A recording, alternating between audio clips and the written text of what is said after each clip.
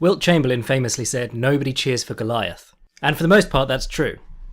The man who's perceived to have the physical advantage, to the point that he is the obvious favourite, is normally going to lose out on cheers to the underdog.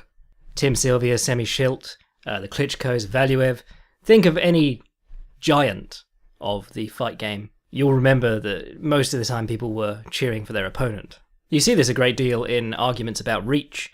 Many fight fans treat reach as if it is a be-all and end-all, when in fact the art of using reach and not opening yourself up for easy counters is a very tough thing to do. But one notable case of the giant being the fan favourite was that of Big Jess Willard. And only for one fight. The story goes that Big Jess hadn't seen a boxing glove until his late 20s, and that he drove his horses into a town in Oklahoma in July 1910, and the talk of the town was that Jim Jeffries, the hope of the white race, had fallen to Jack Johnson. The hunt was on to find a great white hope, and Willard got it in his head that he would be the man. Over an unimpressive short career, he knocks out a few bums. When he eats his first hard shot against a guy named Joe Cox, he allegedly jumps from the ring and loses by disqualification. But eventually he puts enough wins together that he is allowed to challenge Johnson. He's helped along by the fact that one of his opponents dies in the ring, and he shamelessly plays this up at every opportunity. So in 1915, he fights Jack Johnson, who is still in exile due to his trumped-up transgression of the Mann Act. They fight in Havana, Cuba, under a scorching sun, and in the 26th round, Willard succeeds in dropping Johnson. Johnson claims later that he threw the fight, which is held up by many who wanted to believe that in the first place. Johnson shades his eyes while on the mat, or appears to. But Johnson's own corner came out and said why would they bother going for 26 rounds under the Havana sun, only to throw the fight. But for a brief while, Jess Willard had restored the heavyweight title to the white race, and was a hero. From 1916 to 1919, Willard defends his title once against Frank Moran, and fights a few exhibitions. For the most part, he's looking for ways to earn money outside of boxing. He has a deal with a New York theatre company for 10 grand for 2 weeks' work, and he tours with the Buffalo Bill's Wild West show, doing the old boxing exhibitions of Sullivan's time, essentially. But where men like Sullivan were established champions with great reputations, Willard really was playing off this one win. His inactivity, combined with a perceived lack of support for charities during World War I, lead people to sour on Willard quite a bit. And Tex Rickard, the great promoter, decides that he wants a part of whatever happens next for Willard.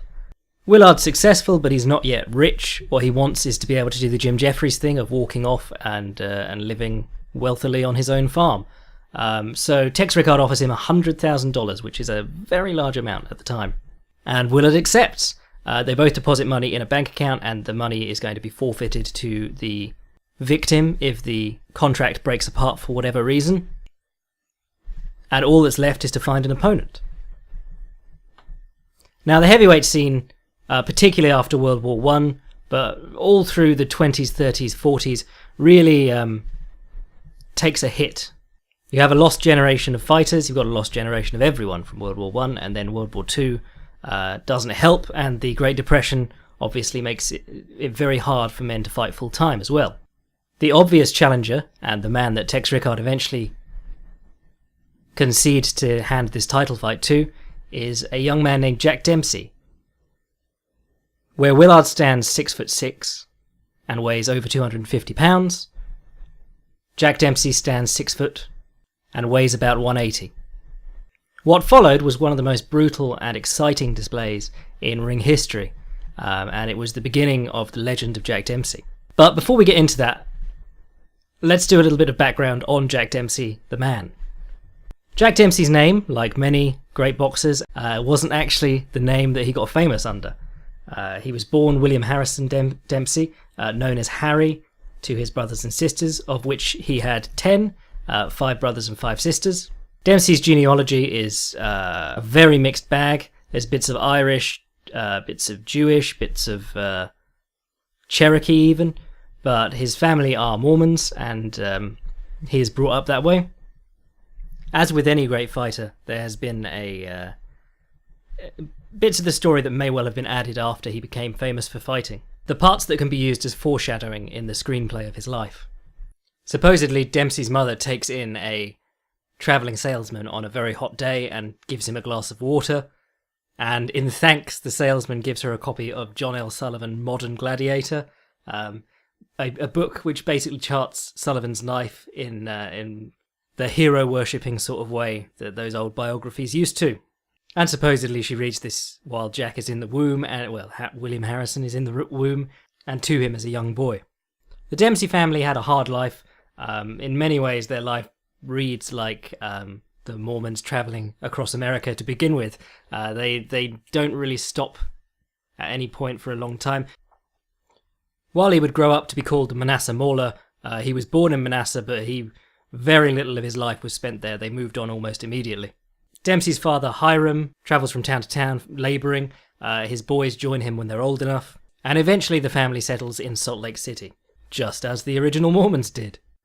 Harry leaves home at 16, and he begins to ride the rails across America in the hobo life. Jack Dempsey's own autobiography taught me the difference between a tramp, a bum, and a hobo. According to Dempsey, who would be more of an authority on this than most of the people I've heard from, a tramp is someone who will travel but won't work. A hobo is someone who works and will travel. And a bum is someone who won't travel and won't work.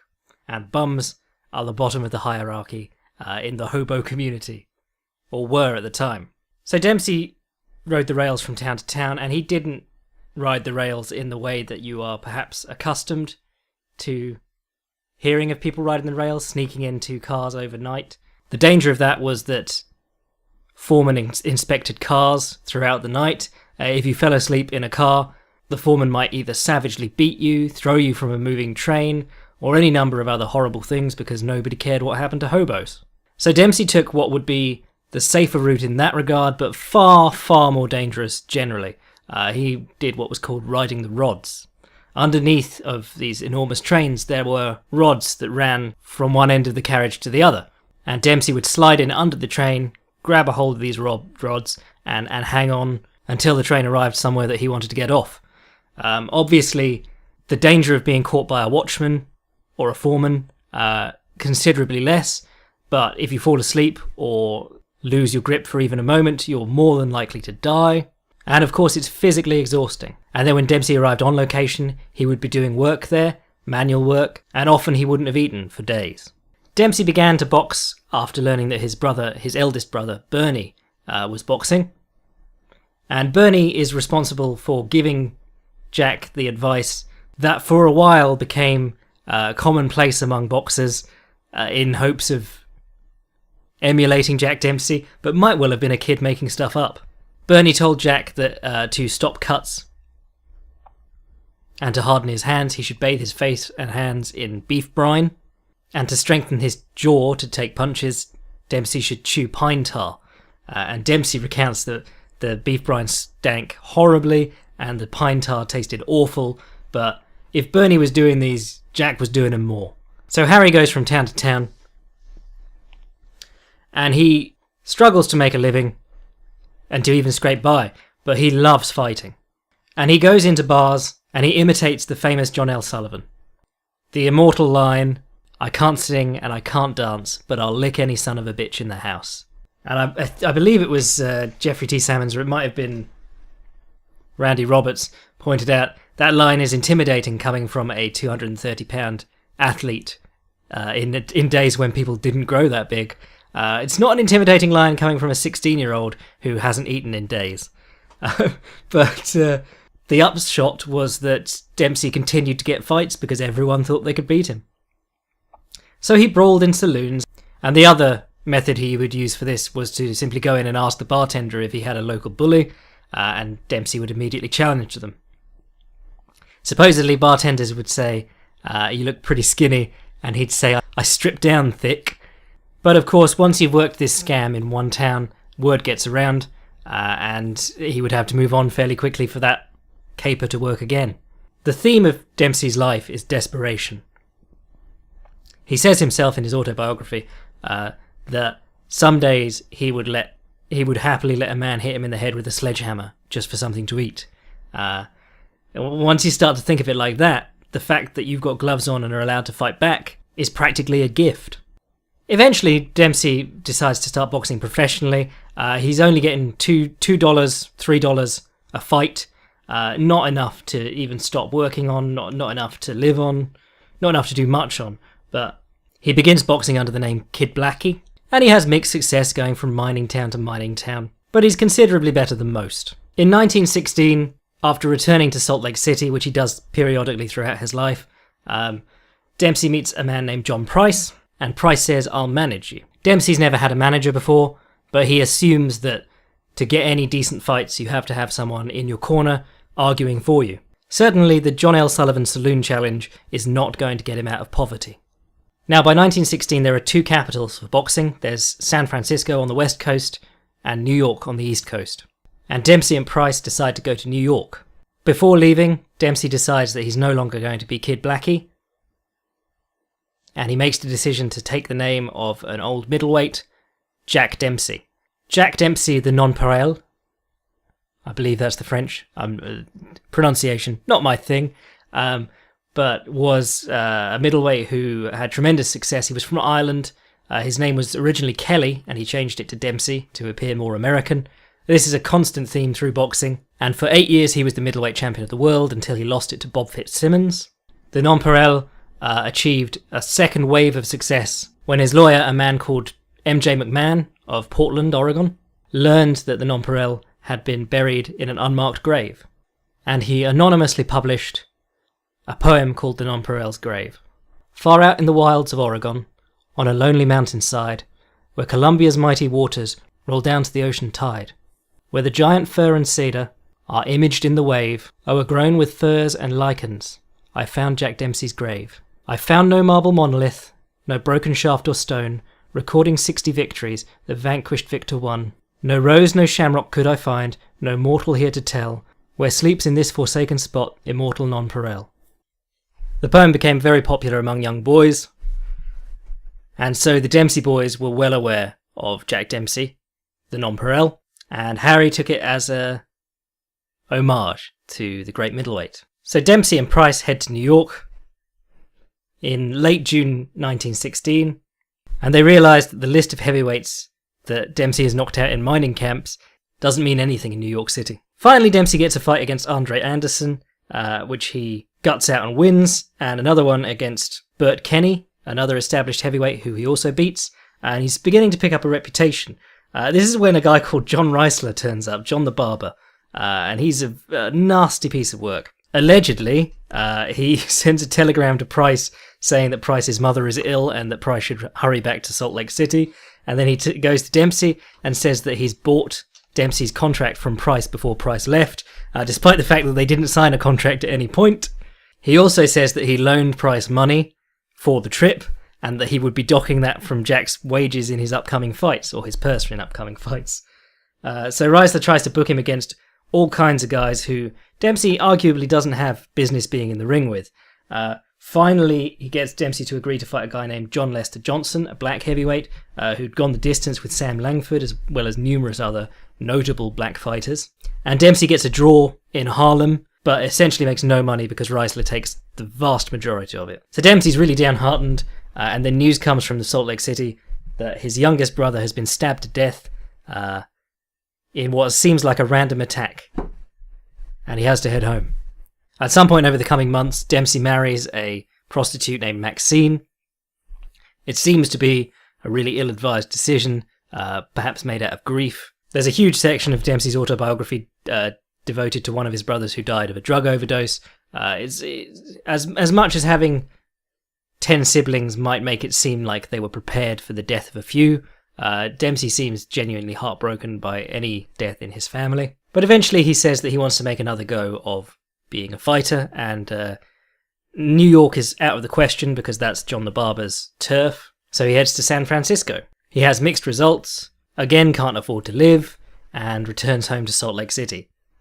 It's at this point that he has a chance encounter with a man named Jack Kearns, or Doc Kearns, a famously unscrupulous manager but very, very smart. The two team up, and Dempsey goes on the most impressive streak of his career. He knocks out fireman Jim Flynn, who had bested him a few years earlier, and he does it in one round. He knocks out Battling Levinsky, who would later become the light heavyweight champion.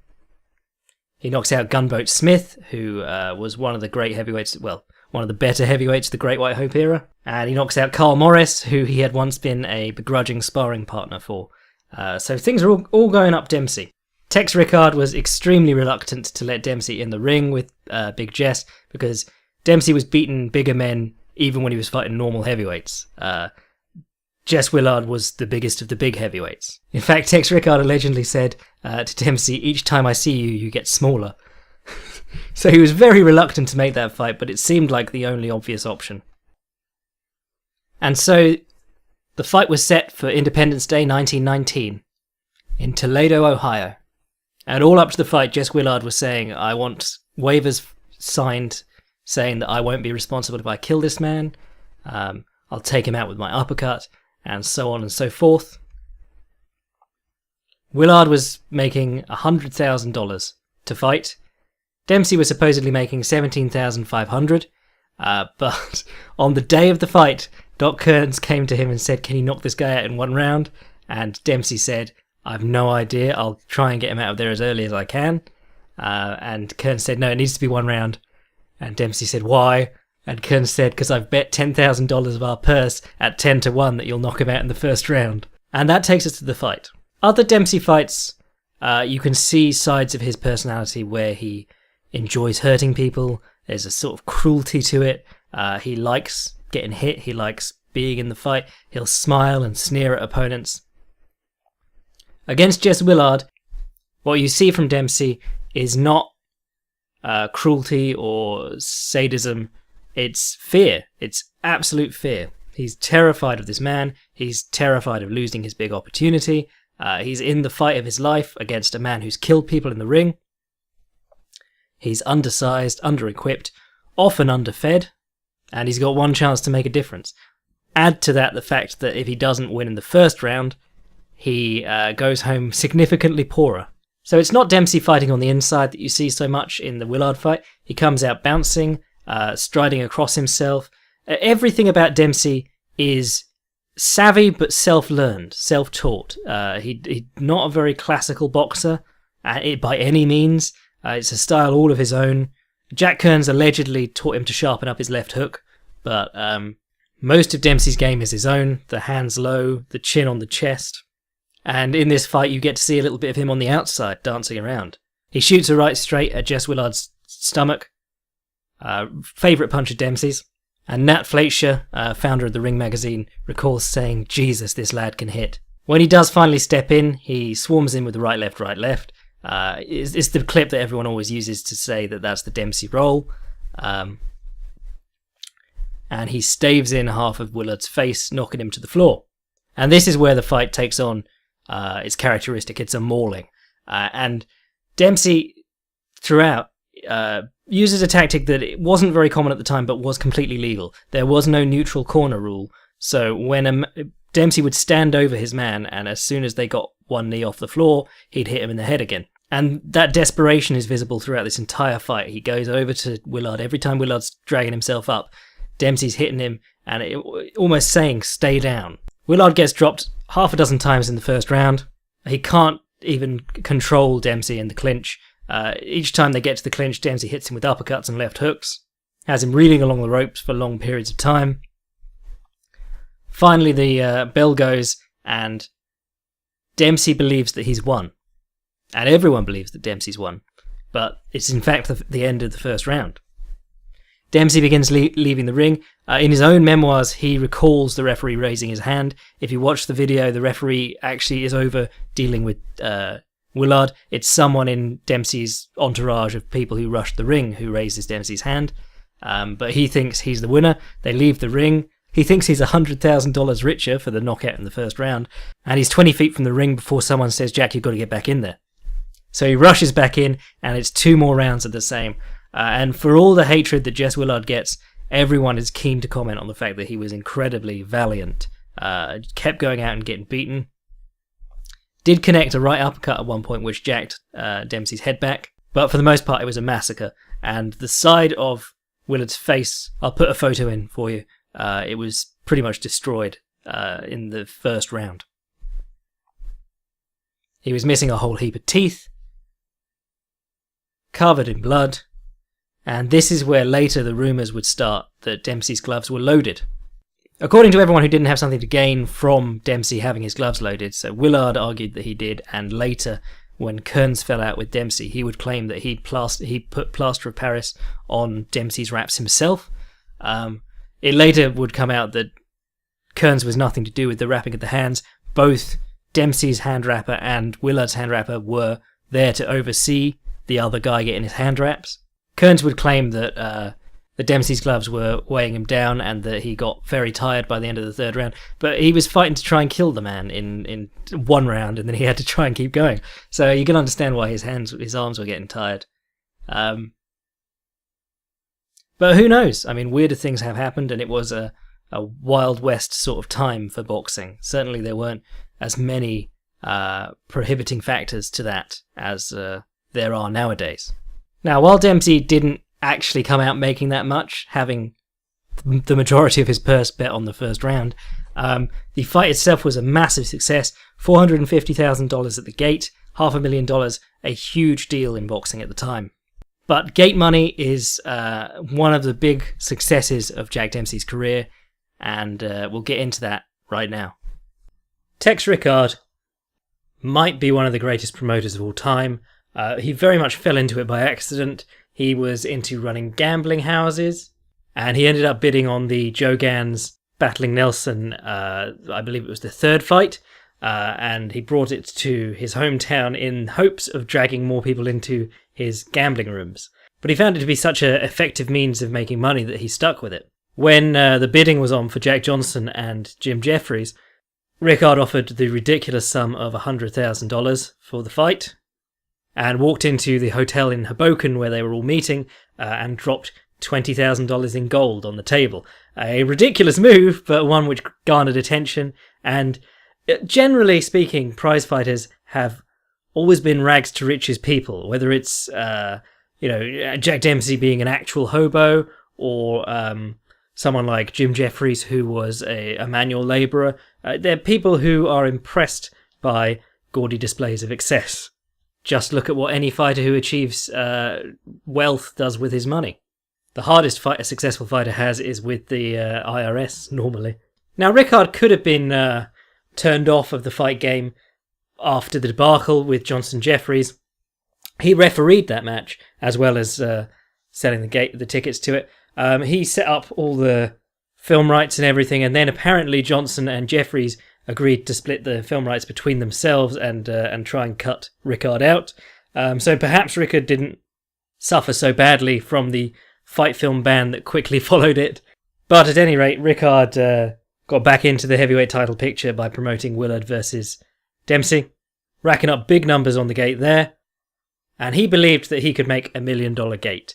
Dempsey had a couple of defences, unremarkable ones to be honest, before Rickard found the right opponent for this $1 million fight. Georges Carpentier, or Georges Carpentier, was a French boxer, a war hero, decorated war hero from the First World War, and one of the very few boxers to fight in every division, as it was at the time. He fought from flyweight to heavyweight. They called him the Orchid Man. He was remarkable in many ways. He was a guy who looked at the so-called British school of boxing, which was all about heavy jabs, and the American school of boxing, which was all about two-handed hitting, and he tried to combine them both. He thought there was a reasonable middle ground to be had, and he called that his French school of boxing. If you followed me for a while, you'll know that his book, I believe it's called My Art, or My Method, just about his own quirks and stuff that he liked to do in the ring. One of my all-time favourites, because it's a very personal approach to fighting. Carpentier had knocked out Bombardier Billy Wells, a very successful British heavyweight.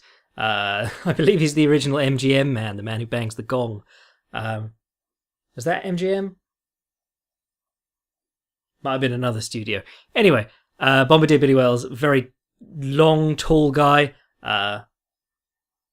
Really far too big for Carpentier to be fighting him. Carpentier won the light heavyweight title of the world, but was not really a light heavyweight by any means. Carpentier also laid out Joe Beckett, another English heavyweight, and so he was reckoned to be one of the best heavyweight in Europe.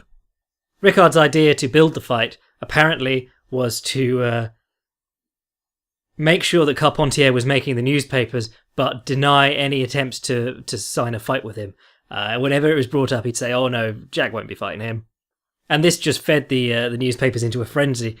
The other important point of this rivalry was that it had to be bigger than two boxers. It couldn't just be Jack Dempsey and it couldn't just be heavyweight champion Jack Dempsey and undersized light heavyweight Georges Carpentier. It had to be war hero versus slacker. American versus Frenchman. The war thing, pretty important. Dempsey had avoided the draft by claiming that he had dependents upon him. His mother, I believe one of his siblings was sick at the time, and his wife, Maxine. He would go up against the draft board, and all charges against draft dodging, or all charges of draft dodging, were dropped. He was exonerated of all of that, but he was still considered to be a man who avoided going to war, whereas Georges Carpentier was a well-respected war hero, certainly a man who did well in the military, though. Rickard allowed the press, actively encouraged the press to play up these angles, and soon the fight had, in the words of the sports writers from the day, been blown out of all proportion. There's brilliant stuff in Jeffrey T. Salmons' book, Beyond the Ring, The Role of Boxing in American Society. There's lots of paragraphs in that of sports writers of the day in the aftermath of the fight saying, Jesus, how did everyone get so into this? It's just a boxing match. And this is something we always say when we're talking about promotion in MMA or in general. The important part of promotion is to make it more than a professional fight. A professional fight will never be more than a professional fight, but if you can make it into a national thing or rebellion against authority or even a race thing, I mean, people don't like to admit it, but that's still at play. Anything that makes it bigger than it is, when in fact it's just two guys in their pants fighting. A lot of the boxing writers at the time didn't think much of Carpentier's chances. He was very much undersized. When we said Jack Dempsey was 180 pounds, that was when he was struggling to make a living. He was comfortable in his weight, having been champion for a couple of fights now, and he was definitely bigger than Carpentier. I mean, I'll splice in the footage and you can have a look at that yourself. But the fight happens, and Dempsey knocks him out in the fourth round. Supposedly, the French fleet were telegraphed, "Your frog decked in 4." The way the fight played out was essentially Carpentier went to his usual tactic of backpedaling and trying to dive in with long right hands. Dempsey walked him down. Every time he got hit, Dempsey would pull him into a loose clinch and start banging his body. And eventually, he dropped Carpentier, followed up, and dropped him again. And this was this fight is used as one to show Dempsey as a person. In the ring, he was absolutely terrifying. But the moment the referee counts 10, Dempsey bounds over and helps Carpentier up, and it carries him back to his corner. And this is that duality of Dempsey thing that is a constant feature throughout his life. Everyone who meets him outside the ring says he's the most gentle man that they've ever met. But everyone talks about what a monster he was in the ring. You know, he'd knock out all his sparring partners if he was having a particularly bad day, and then he'd be playing poker with them later and lending them money. He supposedly gave over $500,000 away to friends and people who embezzled it over the course of his career. But we're now, even nowadays we'd be like, oh my god, CTE, don't be knocking people out in training. But even then, it was bad form to be knocking out all your sparring partners. But for Dempsey, that was just part of the game. You know, he was a guy who'd come through the hard way, getting knocked out or knocking people out. And I doubt he thought much about the long-term effects of it, which is something that will parallel him interestingly with Gene Tunney in a little bit. But the fight is an enormous success. It doesn't just break the $1 million at the gate mark. It makes $1.7 million at the gate. So you're almost at 2 on the first $1 million gate. And this just shows Tex Rickard is a genius for this sort of stuff. And the national thing and the political thing all just builds in to make a perfect storm of fight promotion. But Tex Rickard was a gambler, and the business of fight promotion can be gambling. It's not at all assured what will happen. The great example of this is, I believe it's Dempsey's fourth title defense against Tommy Gibbons. Someone in Shelby, Montana, which you may or may not have heard of. It was a town of 2,000 at the time. Now it is a town of 3,000. But someone there thought, how can we put our town on the map? Oh, I know, a title fight, a heavyweight title fight. Not even going after the lightweights or anything like that. But Doc Kearns, who was a ruthless businessman, money-wise, he said that. Well, he started this thing where he insisted that the champion should be paid $100,000 more than the challenger, no matter what the challenger's paid. And that was a tradition he started with Dempsey. And for the people of Shelby, Montana, he said, okay, we'll want 3 installments of $100,000 for Jack to turn up. One immediately, the second on the week of the fight, and then the third before we get in the ring. And they broke the bank at Shelby, Montana, on the second payment. And apparently the town was in fact filled with people waiting for the fight. And the talk on the morning of the fight was that Doc Kearns was calling the fight off, and the news changed several times throughout the day. And eventually the men running it at Shelby, Montana agreed to give Dempsey and Kearns all of the gate, essentially. The interesting thing about this, Tommy Gibbons, Dempsey's opponent, fought for free. He was not contracted for any money. He was doing it solely for the chance of winning the heavyweight title. And the fight was pretty special because Gibbons took him the full 15 rounds, and Nat Fleischer described it as 2 heavyweights moving like featherweights. Dempsey drives a terrific pace on Gibbons. Gibbons moves and ties up, doesn't really get off much effective offense, but survives the full 15, drops the decision, but makes a very good account of himself. However, the town might have been full of people waiting to see the fight, but when the gate opened, only 7,000 people paid full price admission. They had 20,000 more people come through on partial tickets or for free, and they still had huge empty stands in the middle of this town of 2,000 people. So that is one of the great disasters in the history of fight promotion, with the greatest success story in fight promotion, Jack Dempsey, as the star. So it isn't just the fighter who brings the people in. The job of a promoter, when done right, is vitally important. In Dempsey's 5th title defense, he breaks the $1 million gate again, for the second time, in a fight with Luis Firpo, or Luis Engel or Angel Firpo, a big Argentinian lad. They call him the Wild Bull of the Pampas. Dempsey comes out and drops him on his arse 6 or 7 times. Firpo looks to be on the way out right from the get-go, and then suddenly comes back, smacks Dempsey with the right hand, puts him on the ropes, clubs him with a half punch, half push. Dempsey goes through the ropes onto the table of the fight writers beside the ring. And it's become a huge talking point, or it became a huge talking point at the time, whether Dempsey was assisted in getting back into the ring. Plenty of people say he shouldn't have been allowed to. Others say that he was instinctively caught rather than pushed back. Dempsey insists that anyone who stretched out their arms to catch him was trying to protect themselves rather than trying to push him back into the ring. At any rate, he gets back in, goes right back to work on Firpo. And this is where Dempsey starts to get criticism for fighting dirty. He's always been a roughhouser on the inside, but it's the hitting a man as he's rising that is getting Dempsey into trouble again. And it wouldn't be so much of a problem if, against Georges Carpentier, he hadn't retreated to a neutral corner, or at least away from his opponent, while the count was happening. Clearly, as Dempsey is in the fight of his life, he is going to try and use any way he can to win, and when he was fighting Willard, it was in fact legal to stand over and hit a man. It was just frowned upon. While Nat Fleischer seems to believe that Dempsey was breaking a rule by doing this, other writers say that the first neutral corner rule was brought in for the second Tunney fight. It's going to get controversial. We're going there in a minute. Either way, hitting a man as he's getting up is always going to be perceived as foul play by some people. Dempsey scores the knockout in what is called one of the ugliest and most exciting fights of all time.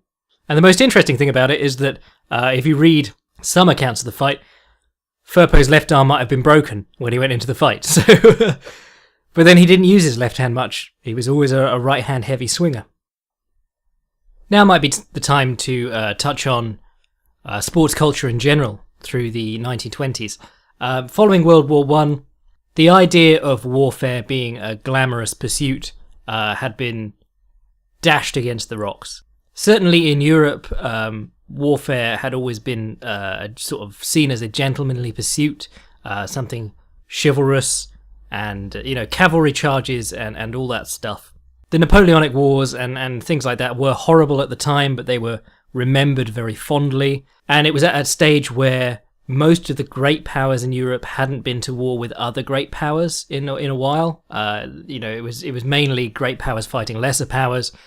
So when the Great War started, it was modern military practice against modern military practice. Everyone dug in with the trenches. Cavalry was useless. It was just a horrible slog of attrition. There's nothing romantic about standing up to your knees in bog water, waiting to be killed. And everyone's dream of making a difference is rapidly destroyed when one guy on the machine gun turret can gun down 30, 40 people as they slowly march across no man's land in another attempt to push forward. It made people long for the days of gentlemanly combat. People recalled the boxing of John L. Sullivan and James Corbett. Even though Corbett was largely derided at the time for his scientific style, people looking back thought what a gentlemanly way to do things. And that helped the interest in boxing. Boxing was also a part of training for the American military. Mike Gibbons, Tommy Gibbons' younger brother, was one of the main instructors in the US boxing program. Teddy Roosevelt was obviously a big force for pushing boxing, but that was a little bit before this time. But boxing and the military have always been intrinsically linked like that. The other thing that happened was that people's tastes changed in what they liked in sport. People needed the outlet of sport. We've talked previously about in the 1800s, people in slums particularly needed sports as an outlet, as something they enjoyed or took part in. That's how the sports pages in things like the Police Gazette sprung up and became so successful. Following the First World War, people wanted to follow sport, but there was a push towards a more dramatic sport. It was the end of the dead ball era in baseball. Balls were now shiny and white and easily visible, and it was the rise of Babe Ruth in particular and Lou Gehrig and people like that. Sluggers pushed baseball to new popularity. And that was revolutionary. You have to remember that the dead ball era was one of stealing bases, and it was a very tactical game. Babe Ruth really shattered all that. In one of his seasons, he scored more home runs than any other single team in Major League Baseball, which is just unthinkable. But people liked the dramatic one shot and a player making the difference rather than a team game. And that's part of what made Jack Dempsey so unique. He knocked people out, and he did it really, really spectacularly, if not always consistently. You can watch the Jess Willard fight, you can watch the Firpo fight. The Carpentier fight's a little bit underwhelming, but especially the fights when Dempsey is the smaller man, they're absolutely hypnotic. He's a guy who is going for the kill, and then the moment it's done, he's a complete gentleman. But that pushed Dempsey to be one of the great superstars of the age. So it was a logical step that Dempsey cross over to Hollywood, and he got involved in the movie scene and ended up marrying a woman named Estelle Taylor, who was an actress. They weren't happily married for long. She allegedly came to resent him and his fame while her career sort of stalled, but he was out of the fight game for 3 years. From September 1923 to September 1926, he was not fighting. And in fact, he even had a nose job. And he became, where he was famous for being a terrifying glimpse into human desperation. for his fights, he would often shave the sides of his head, and that was. You'll find this generally. Hair is a great way to make a statement and shock people. From the Beatles having their hair long to Black Sam Bellamy, the pirate. He was called Black Sam because it was the fashion to wear powdered wigs at the time, and he didn't wear one. He had jet black hair, so they called him Black Sam. But even if you see someone with a completely ridiculous haircut today, it will draw your eye. It'll alarm you. But Dempsey would shave the sides of his head the night before to be a more alarming presence in the ring. But by 1923, 4, 5, he had been transformed into this tuxedo-wearing press darling who hung around with movie stars and would, him and Charlie Chaplin would have a play spar or things like that. And it was always the joke, don't knock me out, champ, blah, blah, blah. Essentially, he transcended the simple act of beating another man with his fists into becoming a real superstar. During this time, Dempsey falls out with Kearns. Kearns had apparently been the man holding him back from fighting Harry Wills, who was the best black fighter of the day. But it seems like any sensible promoter or manager would not let the white heavyweight champion of the world fight a black man, with all that had happened with Jack Johnson just a decade earlier. When Dempsey returned to the ring in September 1926, his opponent was Gene Tunney, and not many gave Tunney a chance. It seems people never learned from this 3 years off thing. 3 years off seems to be the magic number where the champion will take that time off thinking, I'm just taking a little break, I'm still in fight shape, and then come back and lose from Sullivan to Jeffries, and just, it keeps happening. And Willard. But Tunney, the fighting Marine, popular with the armed forces, so that angle is always there, the slacker versus the military hero. But Tunney was mainly a light heavyweight. And Tunney is another one of those interesting fighters like Joe Calzaghe, who is remembered as a non-puncher, but actually started their career as something of a banger, and realised that they were hurting their hands too much, and they had to hold it back a bit. In Tunney's own book, A Man Must Fight, he says that once you've fought 10 rounds with a hand you broke in the second round, you become a little bit more conservative. So that's apparently what happened to Tunney halfway through his career, and also the level of competition stepped up, obviously. But by the time that Tunney was being touted as Dempsey's next opponent, he was 62-1-1, which is a startling record, however you look at it. He'd knocked out Georges Carpentier in the 15th round, outpointed Battling Levinsky, and famously he had a lengthy rivalry with Harry Greb. Greb is the one on that 61-1, by the way. Harry Greb is probably the best fighter that we don't have any footage of.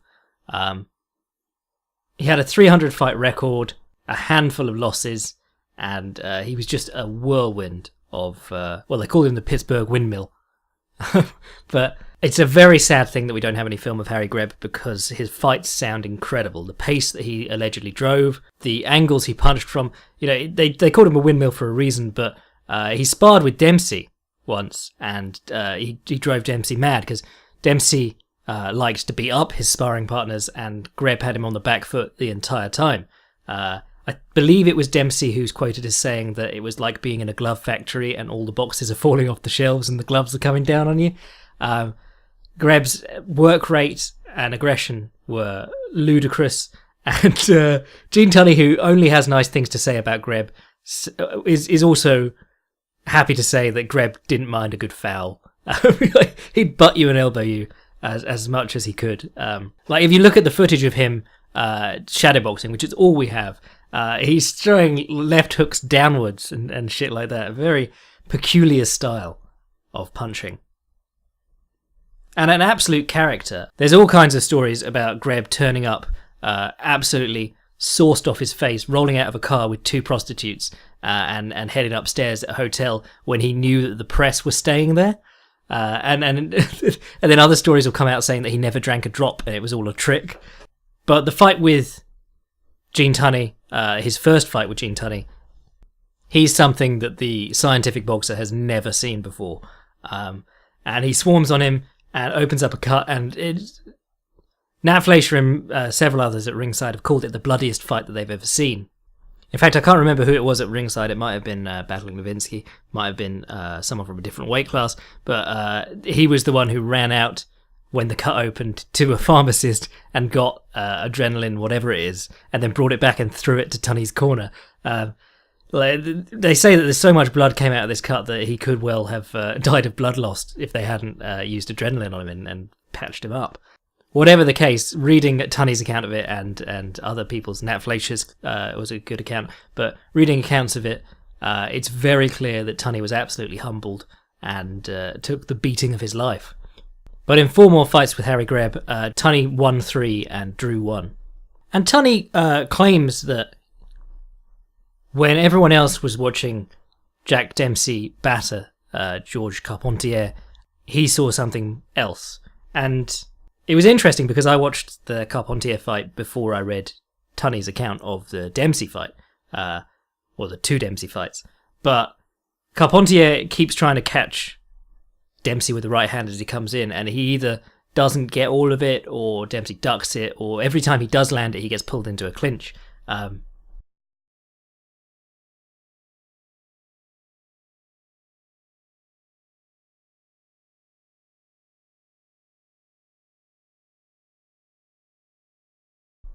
Tunney says he saw this, and one of them rocks Dempsey back on his heels and sends him off into the corner for a moment. And Tunney says, I just needed to time my right hand. And Tunney's known for jabbing and moving. So when the fight comes, he moves out of the way the first time, clinches up the second time, third time drops the right hand on Dempsey as he's coming in. And Tunney keeps saying this, Dempsey fights with his hands low, but his chin is always pinned to his chest. So when Tunney throws this right hand, all he gets is Dempsey's cheek, and he knows that he's hurt him, and he suspects that this is what keeps Dempsey from being full Dempsey for the next few rounds. But he still couldn't find Dempsey's chin whenever he tried. Tunney said, "In the 20 rounds I have boxed Dempsey, I have never once landed a hard punch on his chin. It was always on his forehead, the cheek, the upper jaw, behind the ear, or on the nose, but never once on the chin. This was only because of Dempsey's subconscious habit of keeping his chin buried. I missed many well-aimed attempts." Which is strange, because watching Dempsey, he does get hit a lot, he does have his hands down a lot, but it's almost like he's looking up through his eyebrows at his opponents. The Carpentier fight is interesting because Carpentier doesn't really have the jab that Tunney does. Carpentier, obviously being a fan of the British school of boxing, believes in heavy jabs. So when he's moving away, he'll take a step back from Dempsey and then step in with a hard jab. But every time he does, he gets caught and dragged into a clinch and hit in the body. Whereas Tunney will flick out the jab 3 or 4 times. He'll alternate left and right hand really quickly. He's just flicking Dempsey in the face.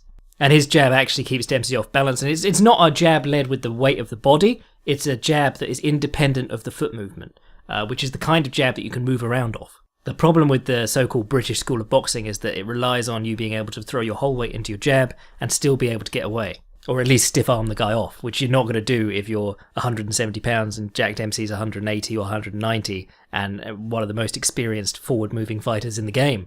But Tunney takes the decision. He outclasses Dempsey over the rounds. We've spoken about this before, but Tunney was a big fan of gentleman Jim Corbett. Before, I think it's a few months before this fight, they have that little sparring session, and he says that he's the best he's ever seen. And they'd been firm friends for a little while. And Tunney went on about Corbett's diagrams of footwork and the mental problems he set himself.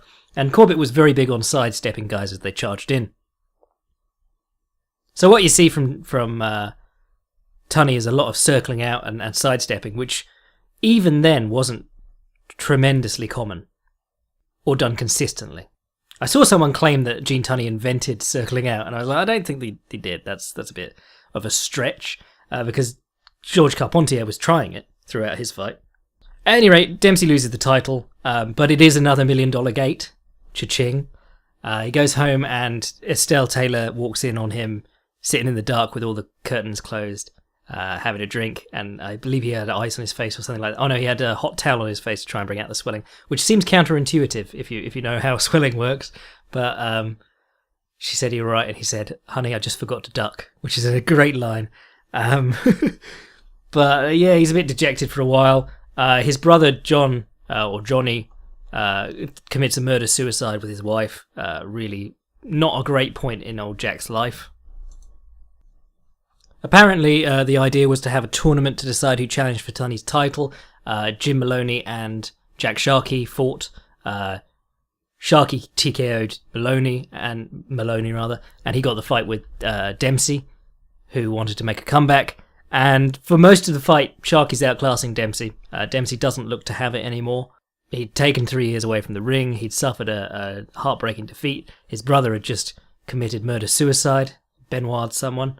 But Sharkey eventually gets tired of getting hit in the cup by Dempsey, and he turns his head to the referee and starts saying, "What, are you going to do anything about this?" And as he turns, Dempsey hits him in the face, and he goes down like he was shot. And afterwards, Dempsey goes, he says, "Well, I'm sorry, but what am I supposed to do? Write him a letter?" That was Dempsey. He was happy to take opportunities if the opponent was stupid enough to give them. Again, a $1 million gate. So what you're seeing is, even though Dempsey is waning in his ability, people are paying more and more to get into fights. And Tex Rickard was one of the first to really benefit from this. He rented out Madison Square Garden for a year. $52,000 it cost him. And people were laughing in his face about it. But I believe it was the first year of Dempsey's title reign, unrelated to Dempsey, just to do with the growth of boxing. New York gate receipts total were over $5 million. So there was a business to be had there, and it only grew. Now, the Tunney rematch is a controversial one, obviously, but it had the people obsessed. It was the ex-champion Dempsey's redemption story, and people desperately wanted him to beat Tunney. There was talk of people approaching Dempsey and offering to rig the fight in Philadelphia, which is where the first fight was, and then they moved the fight to Chicago. Allegedly, Al Capone offered to fix the fight for Dempsey. Dempsey, not always the nicest guy in the ring, but seems to be a fairly upstanding guy outside of it. And Tunney agrees in his memoir. He says that he doubts very much that Dempsey would ever partake in something like that.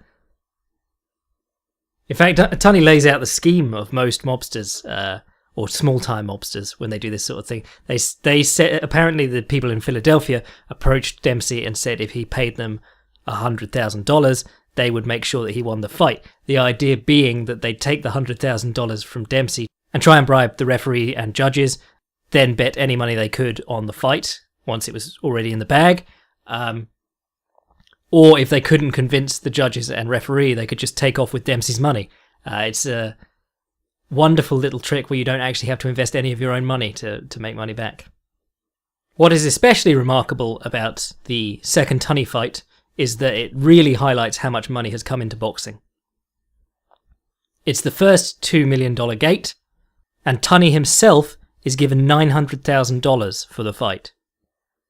So you've gone from a place where Willard versus Dempsey was making $500,000 at the gate, to a place where one of the competitors can actually be paid $1 million. It's interesting reading two conflicting accounts of the fight. Dempsey insists that he wants to hit the body for 6 rounds, convince Tunney that he wants to save his energy and burst in the last 2 rounds, and then make a random burst 1 minute into the 7th round where he went straight for Tunney's head and tried to knock him out. Tunney, meanwhile, insists that Dempsey was throwing the same punch at his head all the way through, and it just happened to catch him in the 7th round. Watching the fight, it's one of those ones where it looks halfway between the two, to be honest. But in the 7th round, Dempsey lands his right hand over Tunney's jab. This is where you can see one man was classically trained as a boxer by boxing instructors, and one man made it up as he was fighting his way across America, basically. Dempsey says, "I swung my right hand and I hit him on the chin." Tunney says, "He crossed my jab." And I thought, oh, Gene, what a fool you are to get hit by such a punch. That Like Gene Tunney's like, oh, he was trying to cross my jab all the way through, and Jack Dempsey's just like, oh, I swung my right hand. I mean, it's not the true. The two are true. Swinging your right hand across the top of someone's jab is a counter. It's crossing someone's jab, but one man thought of it as that, and one man thought of it as timing his right hand, basically, just throwing it and landing. Really more language than anything, but Tunney falls back. A stepping left hook cracks him, and then several more punches fold him to the floor. And then the referee jumps in the way. And before the fight, he had explained to both men, I will not count until you reach a neutral corner. So Tunney's on the ground for 17 seconds. And then as soon as he gets up, actually Tunney's own account of this is fantastic. He says, it was the first time he'd been knocked down, even in 5 fights with Greb battering him. He says, I'd always thought about what I'd do if I was knocked down. Either tie up or try to catch them coming in if they were over-aggressive. And he said neither of these would do against Dempsey, so he ran for his life. And over the course of the round, he recovered and went back to cruising to a decision. After the fight, Dempsey retires, and Tunney only takes one more against Tom Heaney, a New Zealander with very few notable wins, who he TKOs in the 11th round. Gene Tunney didn't hang around long. In the course of training for Dempsey the second time, he suffered either a blow or a headbutt, depending on the account, and apparently blacked out while fighting the rest of the sparring round. Waking up the next day, he claimed that he couldn't even remember the incident, and he realised that he was suffering from a concussion and cancelled all his training and locked himself in his room. It's at this point that Tunney has a real fear for his sanity, even. In his words, from that incident was born my desire to quit the ring forever, the first opportunity that presented itself. But most of all, I wanted to leave the game that had threatened my sanity before I met an accident in a real fight with 6-ounce gloves that would permanently hurt my brain. And this is where Tunney becomes sort of the perfect happy ending. Supposedly after the first Dempsey fight, he says, I'd like to say hello to all my friends in Greenwich. He came from Greenwich Village, but this was actually referring to Greenwich, Connecticut, where Tunney had been working his way into some high circles. In 1928, he married Polly Lauder, born Mary Josephine Lauder, who was an heiress of Andrew Carnegie and that fortune. So he got out of the business very well and became the toast of high society. Jack Dempsey, meanwhile, opened a restaurant on Broadway, Jack Dempsey's Broadway Restaurant, which was a fixture of pop culture for a while. Apparently he would go in each evening and have a steak, and it appears very briefly in The Godfather. Dempsey and Estelle Taylor did divorce, and Dempsey married 2 more times, had some kids, but no one quite changed the game as much as Jack Dempsey did. Not so much as, his techniques or his strategies, but he was the first superstar of boxing, and he blew the sport up from almost being outlawed entirely in the days of Jack Johnson. Boxing was now available in major cities such as New York and San Francisco, a completely okay part of life to talk about. And Dempsey became a movie star, and Tunney married a rich socialite. Suddenly boxing was socially acceptable again. While it would take a few more years before Joe Louis was allowed to challenge for the world heavyweight title, and to be honest, the rise of the Nazis and their love of Max Schmeling really helped in getting a black heavyweight champion accepted. But it is interesting to wonder if that refusal to fight black fighters helped build boxing back into a socially acceptable pastime. The outcome of it is always that we now ask whether Jack Dempsey was scared of Harry Wills or even Sam Langford, some people claim, even though Sam Langford was old and almost blind when Jack Dempsey was fighting. But, that's a question that's always going to come up, the what if. But ultimately, I don't think the $1 million gates would have come to be if it was Harry Wills that Dempsey was fighting. Certainly, if Harry Wills had beaten Dempsey, it would have been hard to make $1 million gate for Harry Wills because of the backlash that Jack Johnson received, or, looking at the backlash that Jack Johnson received. It's nice that we're getting into the era where Joe Louis was not just accepted, but ultimately celebrated for his race in the end. And he was just such an exciting fighter too. But Tunney and Dempsey replaced the fight of the century that was the unpleasant affair between Johnson and Jeffries and the aftermath of all that, with a fight that might have underwhelmed some people, but provided plenty of controversy and made everyone a lot of money too. So anyway, we'll wrap it up there for today, and cheers again for your support.